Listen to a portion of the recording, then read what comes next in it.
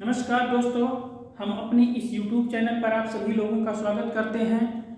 जहां भी रहिए स्वस्थ रहिए, मुस्कुराते रहिए, अच्छा वातावरण बनाते रहिए, पॉजिटिव बातें करते रहिए।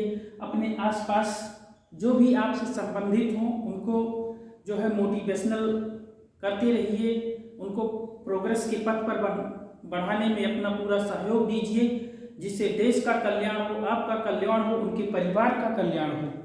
और हम अपने इस वीडियो पर जो कि गुप्तकालीन परंपरा पर चल रही है, समुद्रगुप्त का कल हमने अध्ययन कर लिया है।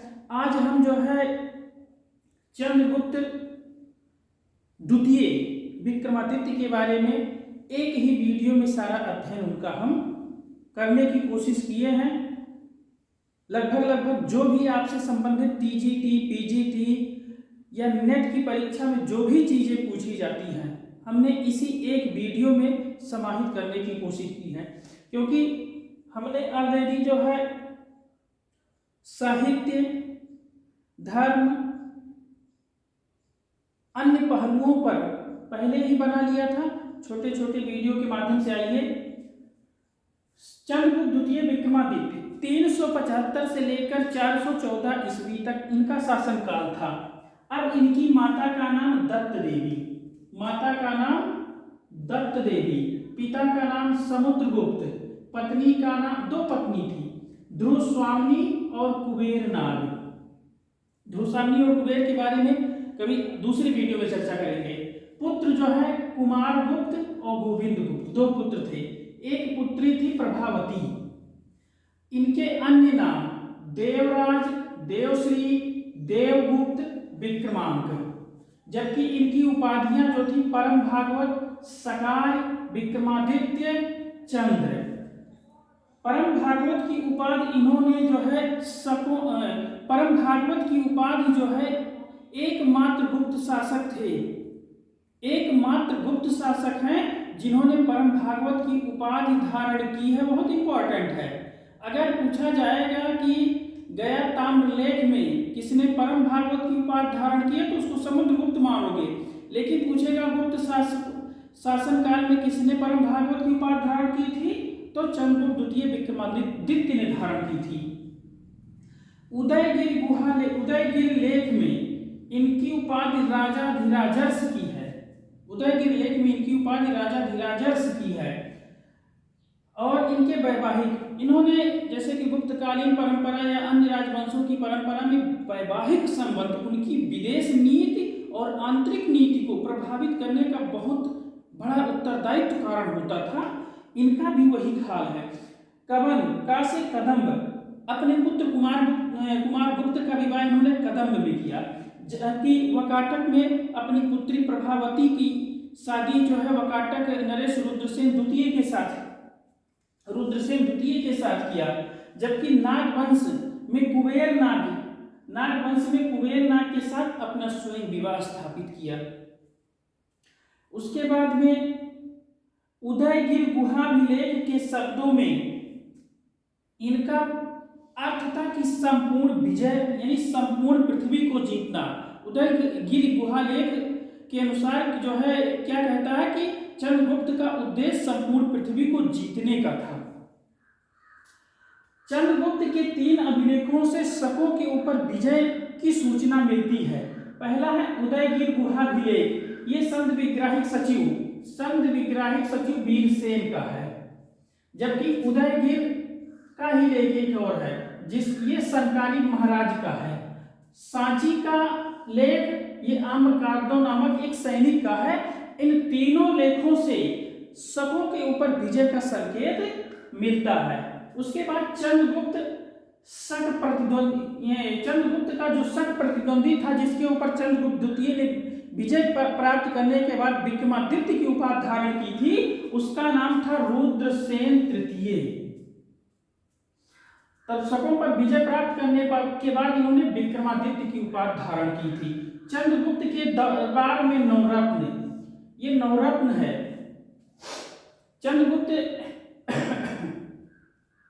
के दरबार में नवरत्न, इसको ट्रिक के माध्यम से हमने लिया है।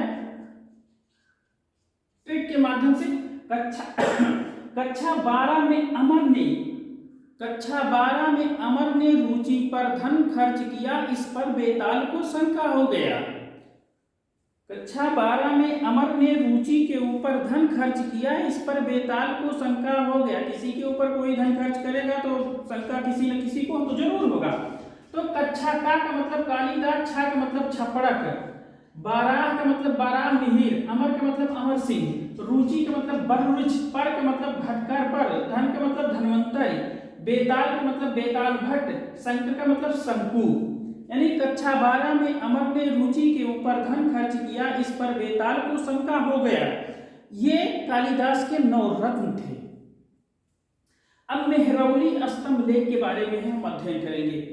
मेहरौली स्तंभ लेख जो है 1050 ईस्वी में आनंद पाल ने इसको दिल्ली में स्थापित किया था। ये 6096 किलोग्राम है। विवाद, इसके ऊपर बहुत विवाद है कि इसका संबंध जो है, किसी ने इसको चंद्रगुप्त के साथ किया है, किसी ने कनिष्क के साथ किया है, किसी ने चंद्रगुप्त प्रथम के साथ किया है, किसी चंद्रांश के साथ, किसी ने चंद्रवर्मा के साथ किया है। आइए इसका किसके साथ संबंध हम चलते हैं। यचसी सेठ ने इसका संबंध चंद्रगुप्त मौर्य के साथ किया है। यचसी सेठ ने इसका संबंध चंद्रगुप्त मौर्य के साथ किया है, जबकि राय चौधरी ने नागवंशी चंद्रांश से किया है। नागवंशी चंद्रांश से किया है। हरिप्रसाद शास्त्री ने सुसुनिया लेख के चंद्रवर्मा के साथ जो है मेहरौली लेख का समीकीत किया है, जबकि मजूमदार ने इसको कनिष्क से किया है, क्योंकि खोतानी पांडुलिपि में कनिष्क का नाम चंद्र कनिष्क मिलता है। प्लेट, अयंगर और वसाक ने इसका संबंध चंद्रगुप्त प्रथम के साथ किया है, जबकि सुधाकर चट्टोपाध्याय ने इसे चंद्रगुप्त द्वितीय से इसका संबंध किया है। इसको भी एक ट्रिक के माध्यम से हमने बताया है।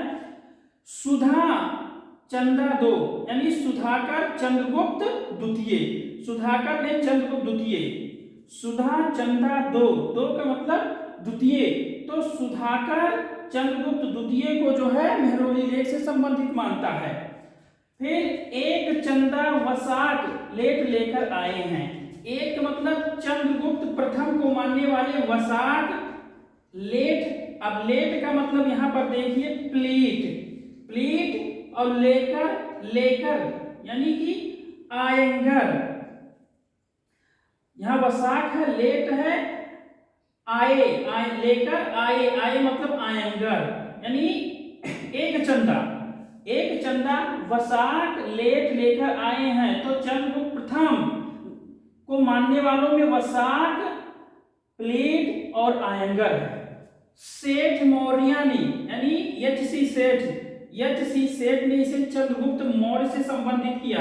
तो सेठ मौर्य ने मजदूर यानी मजूमदार ने कनिष्क से संबंधित किया।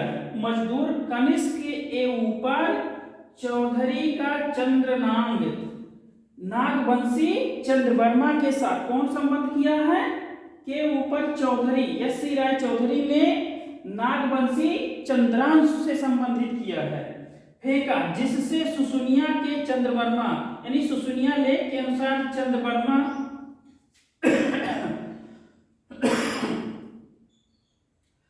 सुसुनिया जिससे फेंका, जिससे सुसुनिया लेख के चंद्रवर्मा का प्राण हर गया। हरिप्रसाद शास्त्री, हर यहां हर होना चाहिए, हर गया, यानी हरिप्रसाद शास्त्री ने सुसुनिया लेख के चंद्रवर्मा से मेहरौली लेख का समीकीत किया है। एक बार फिर से, सुधा चंदा दो एक चंद्रा वसाक लेट लेकर आए हैं। सेठ मौर्य ने मजदूर किसान के ऊपर चौधरी का चंद्रनाग फेंका, जिससे सुसुनिया लेख के चंद्रवर्मा का प्राण हर गया इत्यादि। ये चंद्रगुप्त द्वितीय से संबंधित था। इसमें और भी छोटी मोटी कहीं भी चीजें और भी अतिरिक्त चीजें हैं, कभी एक वीडियो के माध्यम से हम जरूर बनाएंगे। लेकिन अगले वीडियो में हम कुमारगुप्त का अध्ययन करेंगे। तब तक के लिए नमस्कार।